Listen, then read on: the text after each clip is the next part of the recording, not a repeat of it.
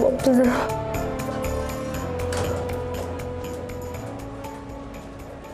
Сіздер қайда бара жатсыздар? Осы ауруханада менің туысым жатыр, Айсұлу Жұмалиева. Қай палатада? Жұмалиевтер 5-ші палатада. Бірақ сіздерге кіруге болмайды ол жаққа. Неге болмайды? Өйткені бұл балалар бөлімі. Халатпен жүру керек. Енді берсеңізші халатыңызды. Жүріңіздер, берем. Біз палатаға бара берейік, сіз халатты әкеп беріңіз бізге. Кешіріңіз, бізде тәртіп түзім қатал. Не халатпен жүресіз, не мен сіздер шығарып жүрем. Қайда енді халатыңыз? Жүріңіз, берем.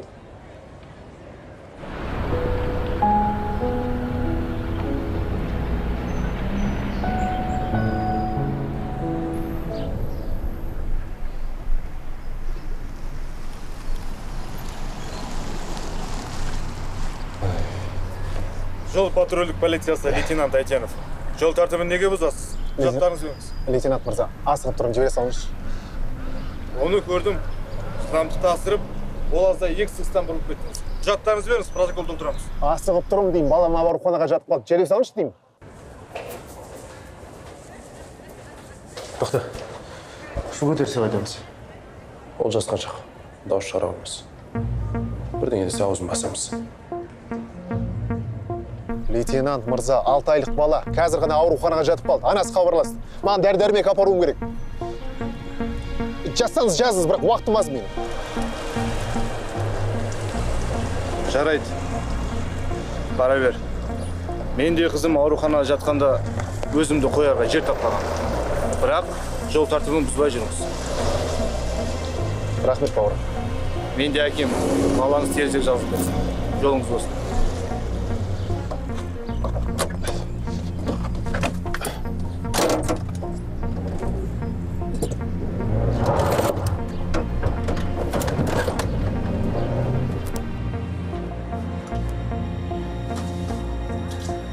Дұрыс келдік па, қараш?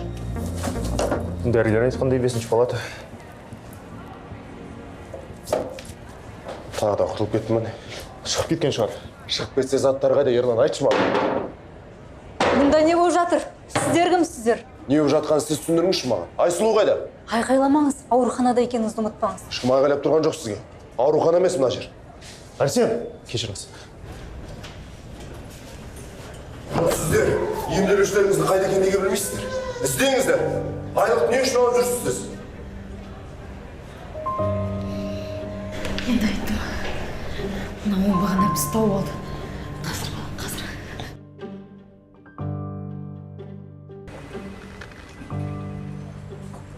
Дана, мында келші.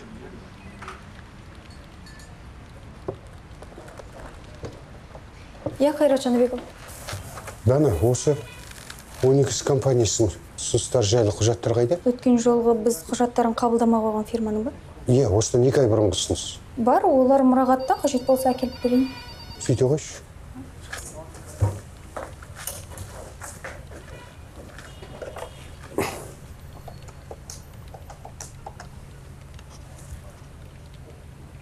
Зүлфия Ғафизқызы, сіз әлі жұмыстасыз ба? Жақсы болды ғой. Талқылайтын бір мәселе бар еді. Жоқ, мен өзім келемін сіздерге. Жақсы. Тағы бірдеңе қажет пе, Қайрат Жаныбекұлы? Жоқ, Дана, көп рахмет. Айтпақшы, егер біреу осы құжаттарды сұрайтын болса, бірден маған хабарла. Келістік? Жақсы, Қайрат Жаныбекұлы.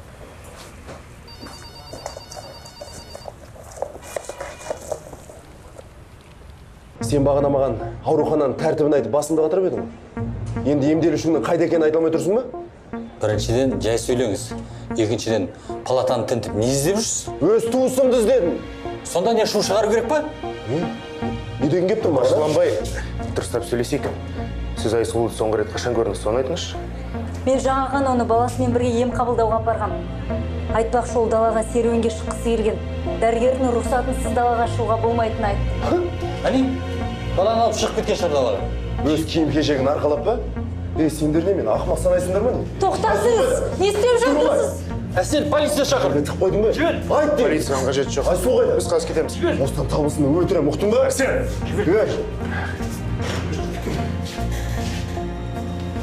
Бізге полицияның керегі жоқ. Кеттік. Кешіріңіз. Жарайды. Мен әлі келем. Қайрат Жанбекұлы, тығыз шаруамен келдіңіз бе? Мен салық инспекциясына бара жатыр ем. Көп уақытыңызды алмайын, тығыз шаруа. Айтыңызшы, мынау келісім шарттарға байланысты қандай да бір төлем жасалды ма? Жоқ, төлем жасалмады. Қабылданбады деп көрініп тұр ғой. Әйтпесе, Арсен осы келісім шарттарды қайта қарастырып жатыр дегенді естідім. Негізі, мына фирмаға қандай да бір төлем жасар алдында асықпай, менімен ақылдасуыңызды өтінемін. Сізбен? Бастық Арсен Кәрімұлы емес пе? Серік Ахметұлының ізбасары. Әлі олай емес. Негізі құжат бойынша фирма Айсұлудың атында. Енді Айсұлудың болашақ күйеуі емес пе? Олар үйленгенше Айсұлу үшін өзім жауап беремін. Оған қақым да бар, себебі туысымын. Сондықтан, мына фирманың иесі қайтып келгенше барлығын бақылауда өзім ұстаймын. Арсен Кәрімұлы Айсұлуды тонап кетеді деп ойлайсыз ба? Ол әлі тым жас. Орынсыз тәуекелге баруы мүмкін. Дұрыс айтасыз. Жастың аты жас. Зульфия, мен түсінгеніңізге рахмет. Бірақ бұлай келісейік. Осы әңгіме екеуміздің арамызда қалсын. Жақсы ма? Бірақ Арсеннің қандай да бір қаражатқа байланысты бұйрықтарын маған жеткізіп отырасыз. Келістік пе? Жақсы.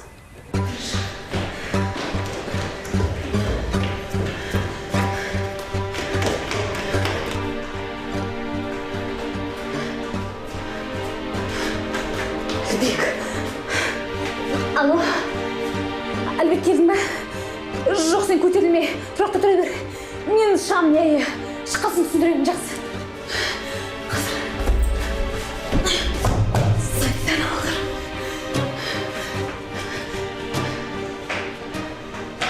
Ой, жаным-ай. Қолым енді жеткенде жанымды аман қалдыр. Жаным-ай.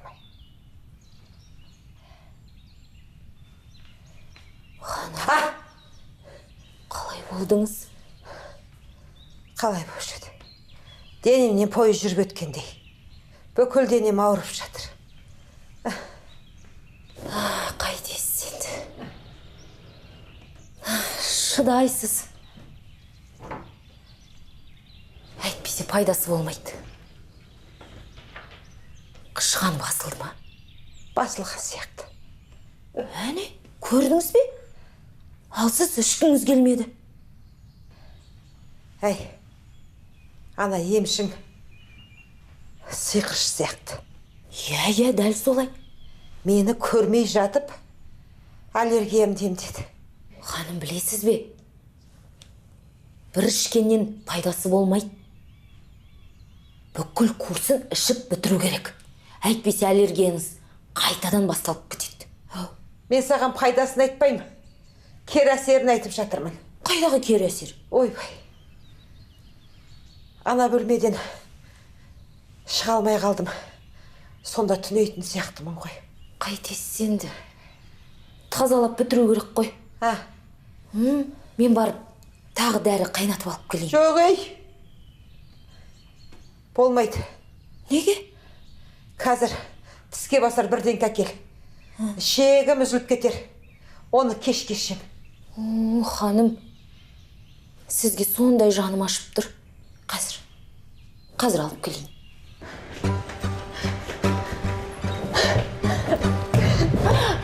Ашылмайды.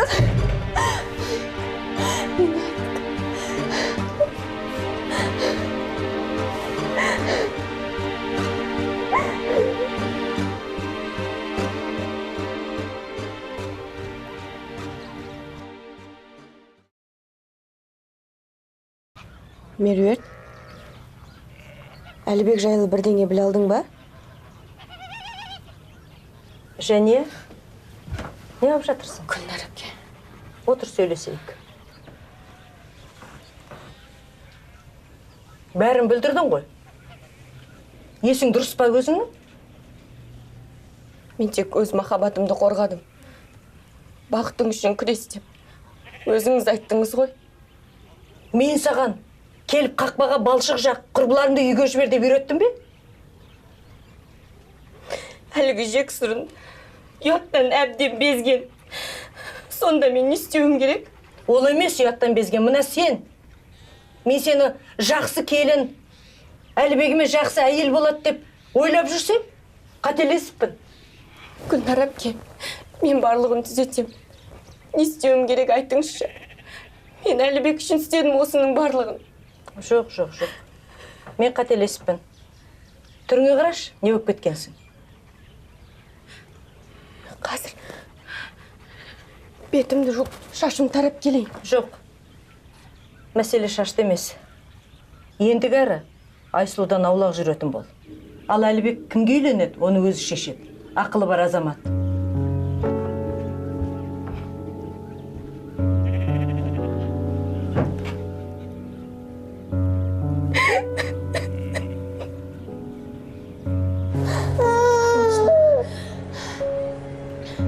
Бұл жерден екеумізге кету керек.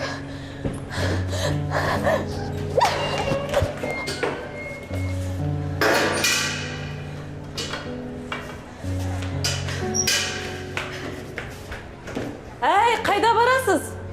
Дәрігерді рұқсатсыз кетуге болмайды. Қайреке, келдің ба? Кел отыр.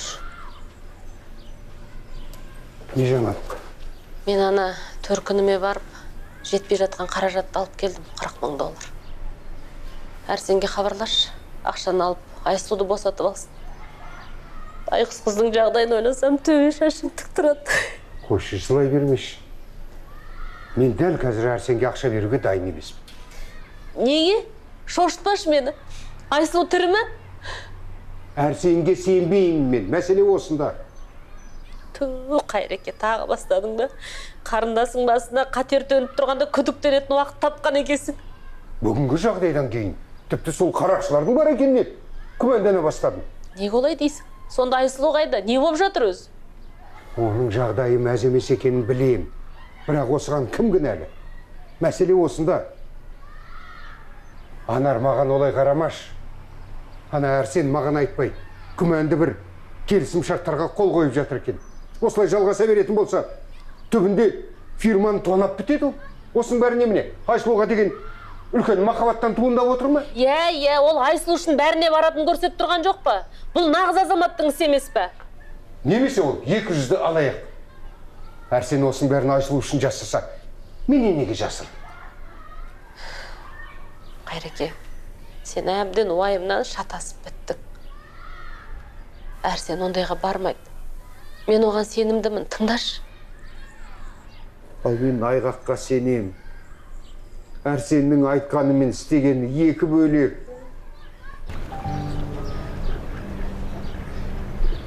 Ол өзі қашып кете алмайды.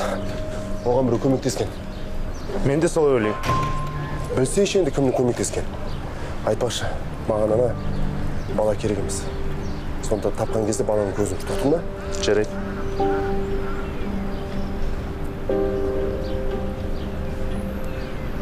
Қазір. Әлбек.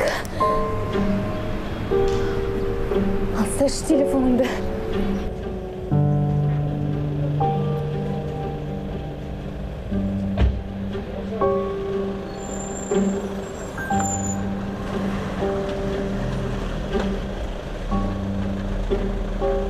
Дәрігердің кабинетінде Айсұлудың баласының карточкасы болған.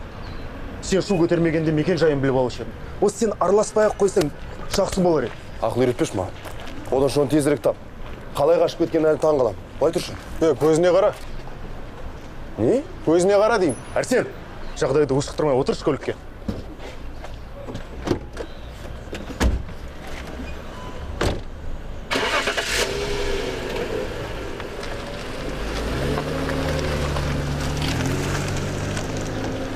Неге қаланың адамдар бәрі шеттерін өзінше? Әлбек!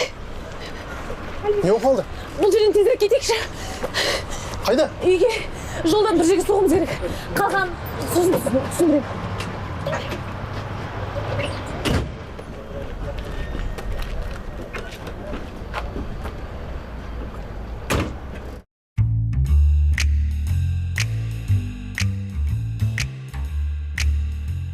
Мінекей, ас болсын. Жеңіс.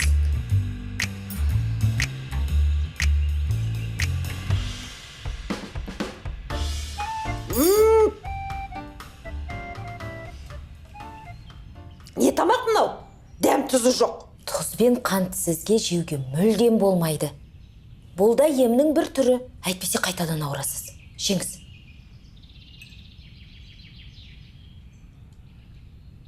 Әйел адам таңғы сағат 4 шамасында өз пәтерінің терезесінен құлап кеткен. Өзіне өзі қол жұмсағанға ұқсайды. Қайтыс болған әйелдің жұбайы жақында қайғылы жол апатына ұшыраған белгілі бизнесмен Серік Жұмалиев пен оның жұбайы отырған автокөліктің жүргізушісі болған. Ауыр қазасын көтере алмай сыр берген көрінеді. Бұл жағдай өзі жұмбаққа толы. Бейресми дерек көздерден бізге белгілі болғаны, автокөлік апатынан кейін бизнесменнің қызы Айсұлу Жұмалиева да өзінің үйлену той үстінде із-түзсіз жоғалып кеткен. Барлық болған жағдайлар бір-бірімен байланысты сияқты. Бұл әйелдің өлімі де өз-өзіне қол жұмсау емес, қылмыс болуы әбден мүмкін. Сондықтан сол түнгі болған жағдайды естіген не көрген адам болса, немесе Айсұлу Жұмалиева жайында қандай да бір ақпаратты білген адам болса, міндетті түрде экранда көрсетілген телефон бойынша полиция бөлімшесіне хабарласуларыңызды сұраймыз. Байғұс қыз, мен саған айттым ғой, ауылға келу бекер емес деп, осының бір шикілігі бар деп. Ал мен болсам оған өшігіп жүрмей ат. Біз оған көмектесуіміз керек. Қалай ойлайсың, оған қауіптенуі мүмкін бе? Я, солай сияқты. Мүмкін полицияға хабар береміз. Қой. Айсұлудың өзіне сұрайық. Зиянымыз тиіп кетпесін. Мәсті.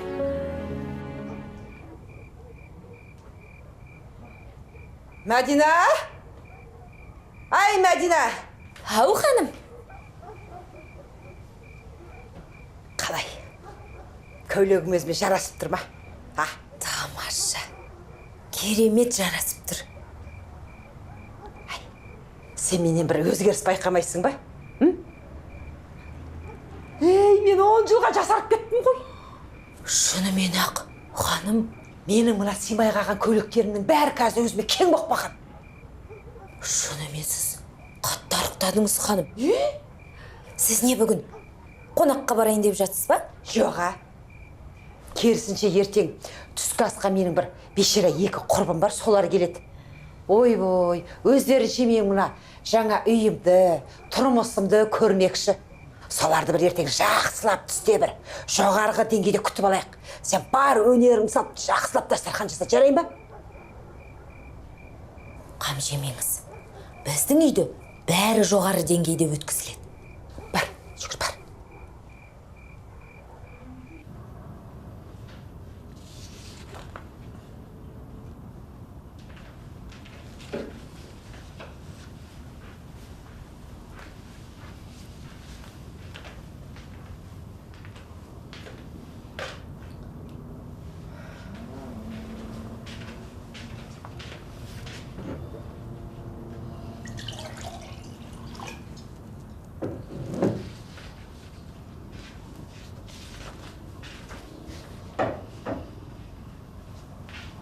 Қайреке, жаным-ау, түн ортасынан ауды ғой, әлі отырмысың?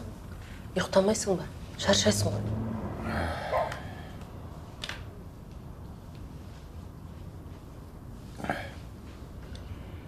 Фирманың құжаттарын қайта-қайта тексеріп жатырмын.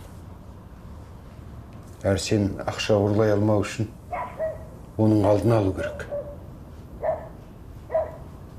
Сен сонда расымен де Әрсеннен күдіктенесің ба? Ана, шолпан жайлы жаңалықты бірге көрдік қой. Көрдік. Терезеден секіріп кеткеніне сенбеймін мен оны. Бірақ жаңалықтан енді өзі секірді деді ғой. Басқаша болуы да мүмкін деп айтты ғой. Осы жағдайлардың бір-бірімен байланысы барын ішім сезеді. Енді оған Әрсеннің қатысы қанша? Кімге тиімді екенін тап деп бекер айтылмаған. Одан да зорғысына барама деп қорқам. Ай Алла. Сақтай көрші, денем түршігіп кетті. Ай жаным-ай, Айсұлуымыз қайда екен? Мен де уайым жеп қойды. қарындасымды қалайда құтқаруым керек.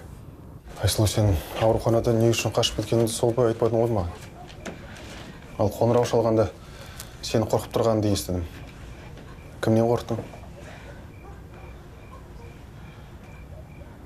Әлбек, баламның тағыстығы көтеріліп кетті. Енді не үшін кетіп қаласың? Білесің баланың денсаулығы қандай екенін. Мен саған қазір ештеңе айта алмаймын.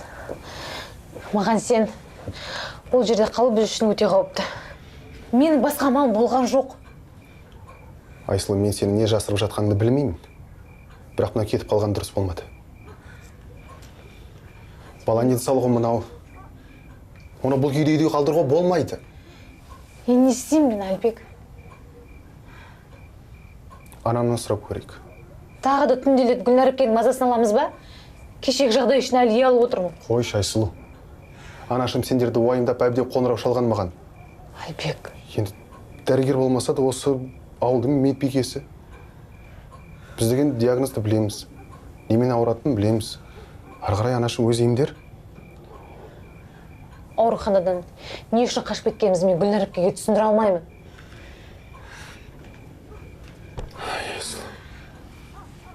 Маған ештеңені түсіндірудің қажеті жоқ. Гүлнар әпке.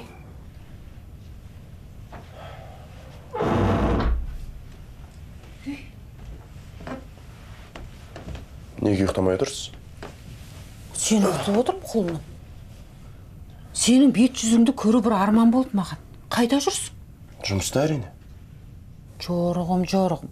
Күндіз түні жұмыс істеп әбден шаршадым. Екеміз бір анасы мен баласы болып, біраз сөйлесейік. Ертең сөйлесек болмай ма? Бүгін қатты шаршап тұрмын. Әй, балам-ай. 5 минут уақытыңды анаңа бөлуге болмай ма? Денсаулығын сұрап деген. Жарайды. Қалыңыз қалай? Дәрігерге бардыңыз ба? Ана Мәдина маған керемет дәрігер тауып берді. Менен еш өзгеріс көріп отқан жоқсың ба? Өңіңіз бозарып тұрған сияқты ма? Жоға. Сол дәрінің арқасында бүкіл ауруымнан жазылып, 10 жылға жасарып кеттім ғой. Иә, шынымен бүгін қатты жасарып тұрсыз. Соның құрметіне деймін да. Ертең ана құрбыларым бәрін түскі асқа шақырып, мына сеніңе жоғары жақта қызмет етіп жатқаныңды айтып, әл ауқатымызды көрсетіп, бір қонаққа шақырайын деген балам. Өте дұрыс, анашым, өте дұрыс. Бірақ сол түскі асыңыздың шығыны маған қанша ақшаға шығады, соны айтыңызшы. Мәселе о да емес. Мен ана бір құрбымнан бір 150 мың теңге қарыз алғам, соны... Қанша? 150 мың. Менде ондай ақша жоқ. Ертең мен оларға не деймін? Мен қайдан білейін? Алатын кезде ойланбайсыз ба кішкене? Анашым, өтінемін сізден, ақшаны оң-сол шаша бермеңізші. Біз ана Айсұлуды таппасақ мына үйден кететініміз неге түсінбейсіз? Қойыңыз, ұйықтаймын.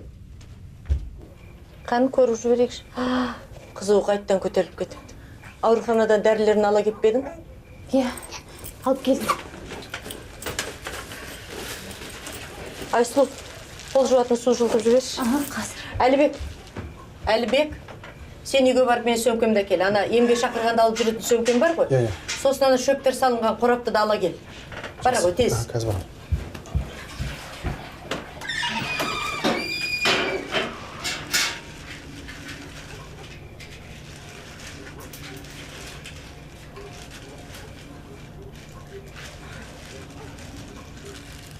Гүлнар әпке, енді мен не істеймін? Мен бірінші өзім емес баламның денсаулығын ойлауым керек еді. Ақымақ басым. Ай, сабыр ет, қызым.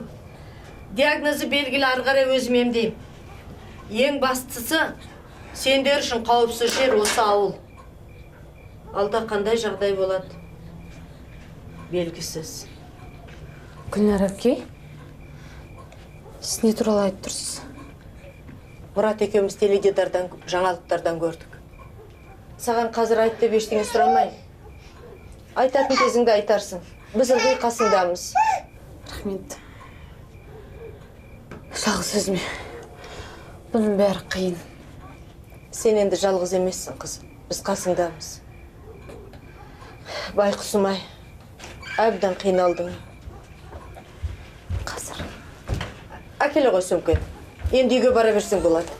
Сен осында бола тұрайын, тағы бір көмек керек болып қалар ма? Жоқ, үйге бар. Үйге бар да ұйықта, таңертең жұмысың бар. Айсұлу, не болды жаңағы су? Тезірек қимылдай аласың ба? Иә, қазір. Меруерт, тоқта. Неге мені күтпей кеттің? Саған бола жұмыстан қалар жайым жоқ. Ей, не болды? Көңіл күйің жоқ қой? Ұйқың қанбай қалды ғой дейме? Кеше бірдеңе біле алдың ба? Ештеңе білген жоқпын. Кеше ойсызда сенің кесірінен Гүлнар апайдан сөз естідім. Әбден ұят болды. Иә, кеше ол кісі де маған айғайлап кетті. Әлбекке дұрыс әйел бола алмайсың дейді. Білмеймін. Табанасы өзгеріп шыға келді, өзім де түсінбей жүрмін. Өзгеріп шыға келген мына сенсің, Жәния. Есіңді жи. Менің айтқан сөзімді тыңдамасаң да, Гүлнар апайдың тілін алсаңшы. Жарайды. Мен ештеңе бүлдірмеймін жүрші. Көше-көшемен барайықшы. Айналып барамыз ба? Жұмыстан кешігеміз ғой. Мен Әлбекеге келді ма жоқ па, соны білуім керек. Саған дауа жоқ екен. Өзің бар. Жаңа ғана айттым емес пе саған? Енді мен сенің ісіне араласпаймын деп. Мін? Сен де өзгеріп шыға келдің. Гүлнармен бірге Айсұлуды жақтадың. Бар, соны құрбы қылып ал өзіме. Кіммен құрбы болам, болмайым, оны өзім білем.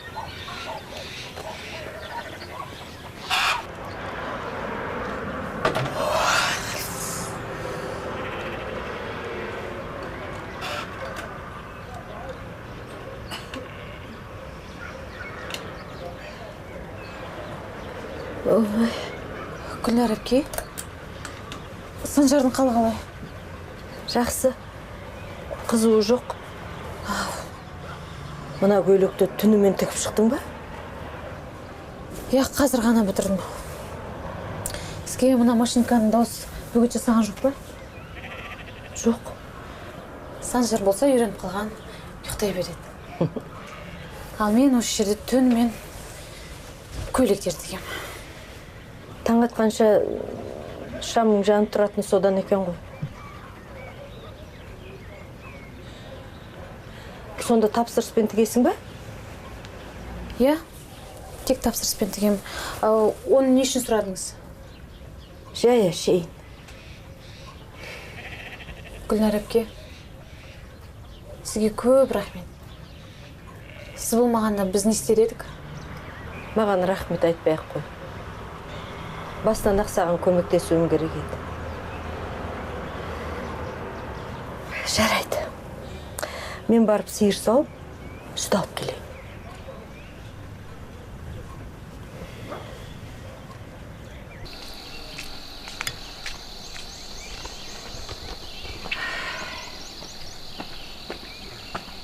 Қалайсың, балам?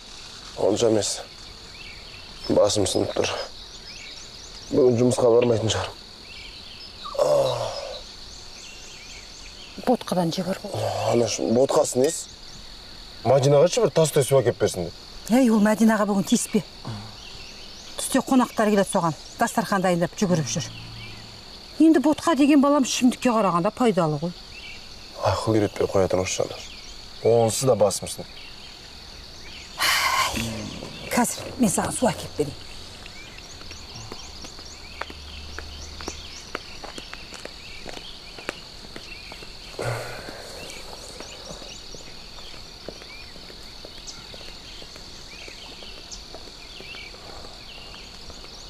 Алло, Ерлан. Таптым деш әйтеуір. Қайда? Қандай ал? Бол? Қазір шығам. Мен кеттім. Жұмысқа шақырып жатыр. Суыңызға рахмет. Ей, тамақта ішпедің ғой. Кейін. Айсұлу бәрін асыра сілтеп жіберді деп ойласам. Ол маған қиындықтары барын айтқан болатын. Сол жаңалықтарды көргеннен кейін анаң бәрін түсінді. Жетіскеннен бұл ауылға келмегеніне көзі жетті. Содан ғой көмектесіп жүрген. Анашым келді. Әлібек айтып бердің бе бәрін? Иә, айттым. Баланың жағдай қалай? Жақсы. Санжар тәуір болып келеді. Қазір мына сүтті апарып берем. Сосын сол жақта көмектесіп бала қарасам. Ана Айсұлу түніменен көйлек тікті ғой. Ол сізге айтты ма жалпы не болғанын? Жоқ, айтқан жоқ. Мен де сұрамадым. Сен де сұрама, балам. Қажет болған кезде өзі де айтады. Жарай ма? Жарайды. Ақылдым ғой, ақылды.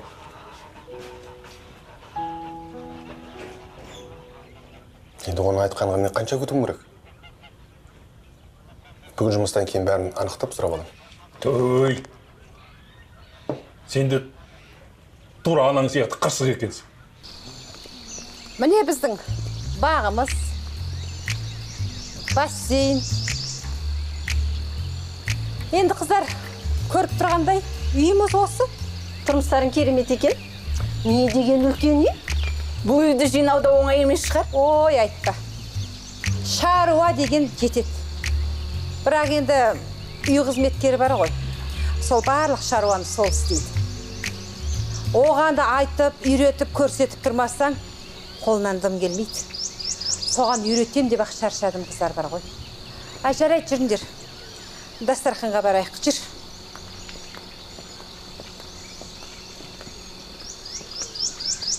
Ой. Сонда мыналармен қандай тамақ жейсіңдер? Туф, Гүлбахрам. Енді қазір бізде бәрі өзгеше ғой. Дәрежемізге сай болуымыз керек. Тамақтарың қайда? Ас үйден алып келу керек пе? Жаңа айттым ғой. Үй қызметшісіне бәрін айтып тұрмаса ұмытып кетеді. Қазір. Мәдина! Ай, Мәдина!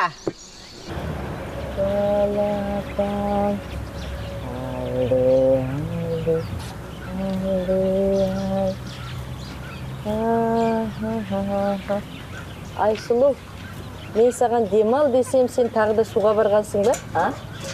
Неге тіле алмайсың осы? Жоға Гүлнар әпке, мен ақырында осылай барлығын үйреніп алам. Иә, қалай үйреніп жатқанын көріп отырмын. Бір күн талып қалмасаң болды. Келінді баланстап отыра тұршы таза ауада. Кел ағай, кел балам. Ұйықтайын деп жатыр. Ұстап отыра тұр. Мен барып үйдің шаруасына кірісе берейін. Балапан.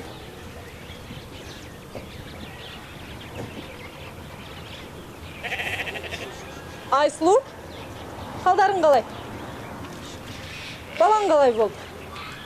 Дүкенге келмей кеттіңдер ғой. Балам ауырып қалды, бара алмай жүрміз. Азық-түлік керек пе? Айт, бірдеңе керек болса әкеп берейін. Жоқ, рахмет, барлығы бар. Сізден бір нәрсе сұрайын деп едім. Өткен жолғы қызына көйлек тіктірген Майра апайдың үйі қайда екенін білесіз ба? Көйлегі кесіліп қалған кісі. Білем, бірдеңе айтайын ба? Көрсеңіз айта салыңыз, үйге келе салсын. Мен барып едім, балам ауырып бара алмай жүрмін. Бір шұғыл шаруам бар. Жақсы, айтайын. Балаң жақсы болып кетсін. Дүкенге кеп тұрыңдар.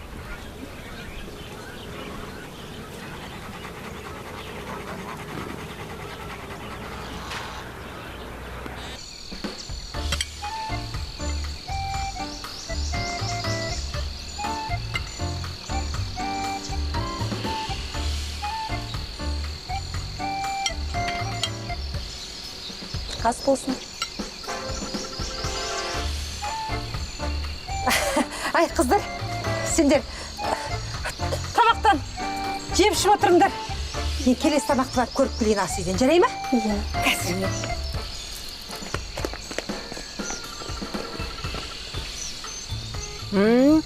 Дәмді екен. Неге ас? Ой, Майра, келгендерің жақсы болды.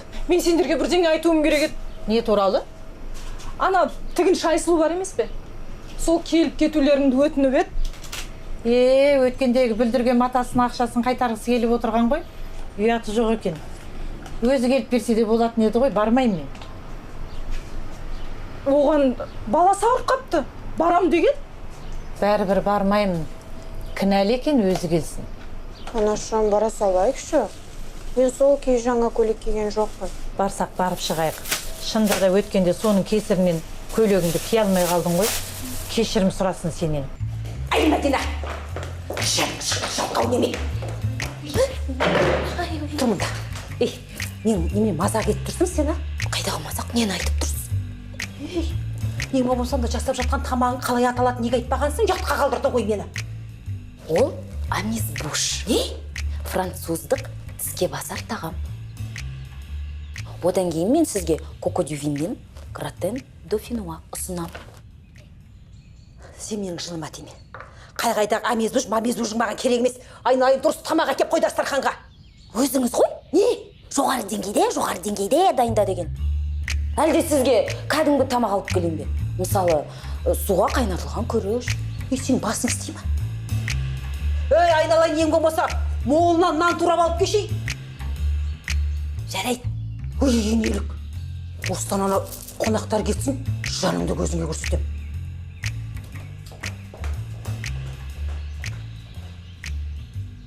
Сіз мен әлі десертке не беретінді білмейсіз ғой?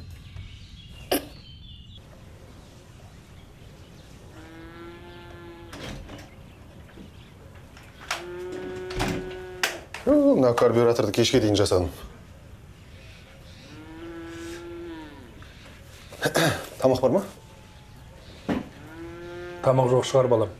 Анаң Айсұлудың үйіне кетті. Түскі асты дайындамаған болар. Қарным ашып кетті. Менің де қарным ашты. Мүмкін ана жұмыртқа қуырып жейміз. Жұмыртқа бар екен. Ал сол жерде бар.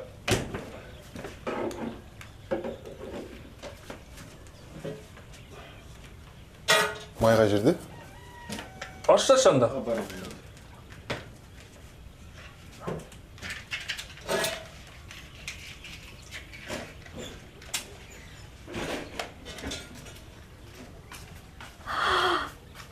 Ой, баламай.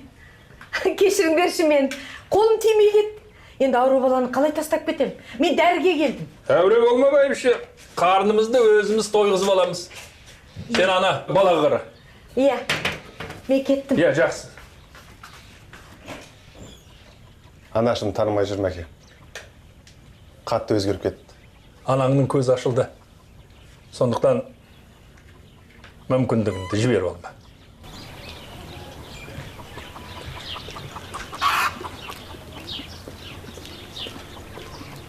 Айсұлу, сәлем. Менің есімім Меруерт. Мен сізге тапсырыс беруге келіп. Иә, келіңіз отырыңыз. Қандай тапсырыс ол? Мен мынау жаңа юбкам ғой. Соны түкке күйдіріп алғам. Енді не істерімді білмей сізге келіп отырмын. Қараңызшы. Мына жерге ойымен жасасам қалай болады? Иә, болады. Шынымды айтсам, сіз сондай шырайлы екенсіз. Ел айтып жүргеннен мүлдем басқа. Ел не айтып жүр?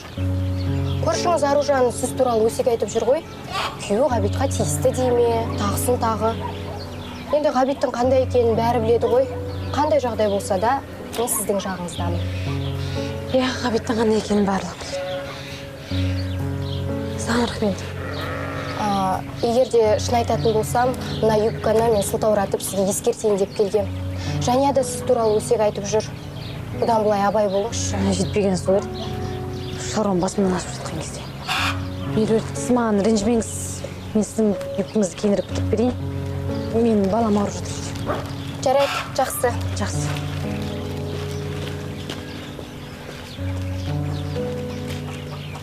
Сәлеметсіз бе, апа? Сәлемет па? Гүлнар әпке? Қалайсыңдар? Жақсы. Не үшін келіпті? Мына юбкасын тіктіртейін деген ғой. Көңіл күйің жоқ қой. Меруерт бірдеңе деді ме? Меруерт емес. Мына Жания мен Аружан мен туралы алды өсік таратты. Соны айтуға келген ғой. Мән берме. Есі дұрыс адам бұлардың сөзіне сенбейді. Мен дәрі алып келіп едім. Санжарға жағақ жүріп.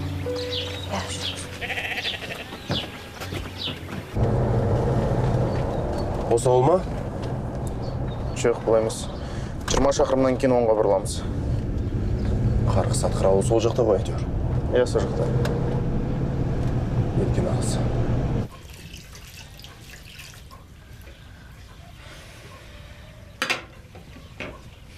Гүлнар әпке, сізге көп рахмет. Сіздің арқаңызда ыдыстарымды да жуып үлгердім. Санжар болса қайта жылап мазаны алып жұмыс жасатпайды. Бала ауырған соң мазасызданады ғой. Саған демалу керек. Былай істейікші. Мен Санжарды алып үйге бара берейін. Сен жарты сағат болса да жатып демалып ал. Жоқ, рахмет. Сіздің де шаруаларыңыз басыңыздан ашып жатқан шығар. Мен әлі шаршаған жоқпын. Тілімді алды, демалып ал. Санжарды уайымдама, мен өзім қарай. Жарайды, мен ыдыстарымды реттестіріп, сосын демалып аламын. Иә, біз кеттік. Оппа!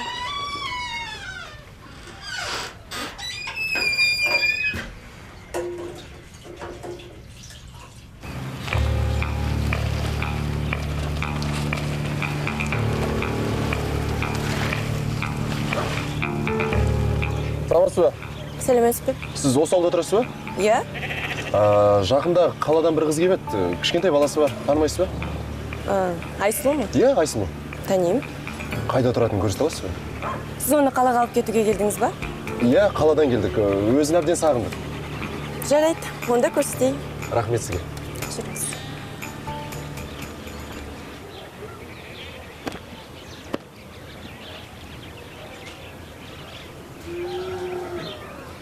Сәлем, Айсұлу. Сәлем. Саған кедергі жасаған жоқпын ба? Жоқ. Апам Санжарды оятасың деп үйден қуып жіберді. Гүлнар әпке айтқан тыңдамай көр.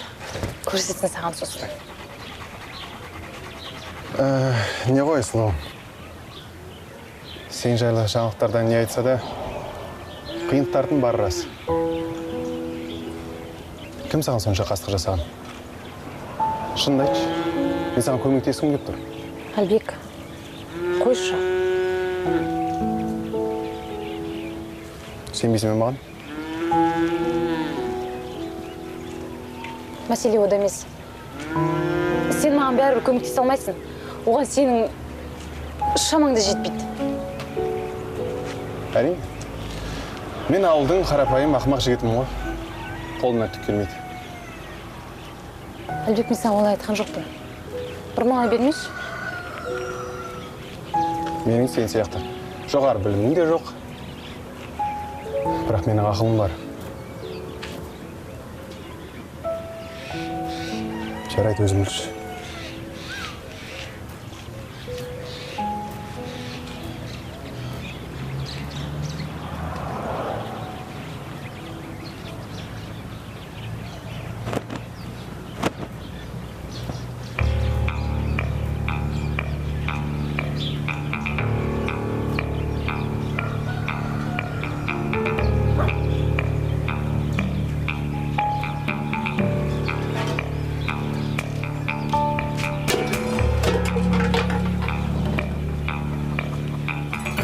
Сәлем, сүйіктім.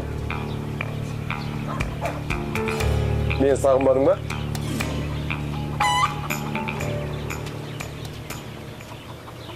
Мұңды мұхит,